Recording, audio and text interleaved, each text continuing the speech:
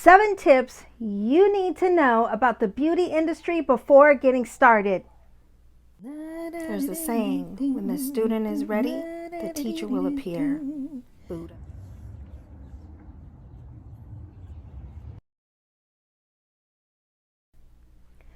The first tip you should know about this industry is when you're working with clients, you're supposed to sanitize your stations after each and every client. And you should work with what's called an SMA. That stands for Sanitary Maintenance Area. Watch my disinfection and sanitation videos and it explains all of that.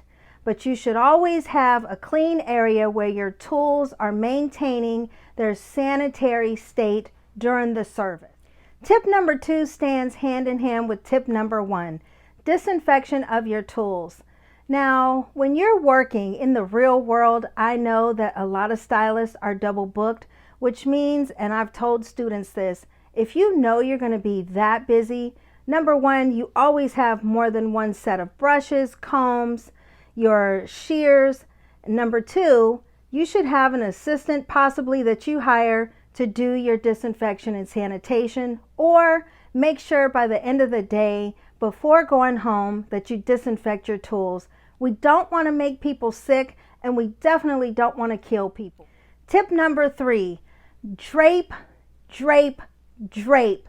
I cannot tell you this enough, and how many professionals I've seen throughout the years that I've been doing hair, skin, and nails, and they don't drape. Especially when you're presenting a class to students who haven't gone to state board yet. That is your number 1 thing on client safety. And if you're curling someone's hair with a hot curling iron, why would you want to risk dropping that hot iron on their shoulders or on their neck and they're not draped? Why would you risk getting hair all down their shirt and not draping your clients? And when you drape your clients, here's another key. You need to have something on the neck. Now, if you're unsure on how to drape, watch my shampoo draping video and it shows you all the ways that you should drape your clients and what services, how you would drape that client. Tip number 4, and this has been a debate for years between cosmetologists and other people, but if you're in the state of California, and I'm unsure about other states, but in this state, you have to be a licensed esthetician or a licensed cosmetologist to do makeup and get paid for it.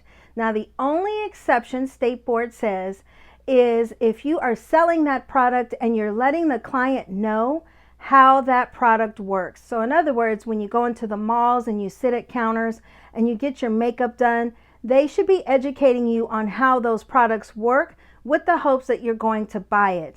But to do makeup at weddings and other events, and you're unlicensed and you call yourself a makeup artist, it is illegal.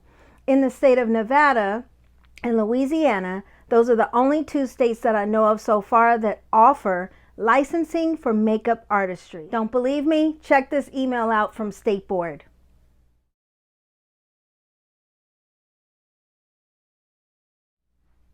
Tip number 5, you do not have to be a licensed cosmetologist to add in braids or extensions. You do have to be a licensed cosmetologist to style those extensions and adding any products, cutting, any of that, you have to be a licensed cosmetologist. Tip number 6, there's a trend now where we don't shampoo our clients anymore. We tell them to come in with their hair shampooed and blow dried already.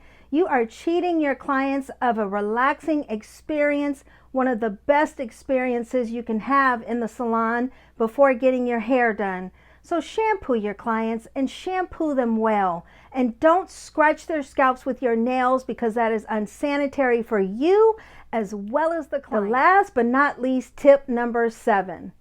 This is a federal law. You are not supposed to have food in the working area of your salon.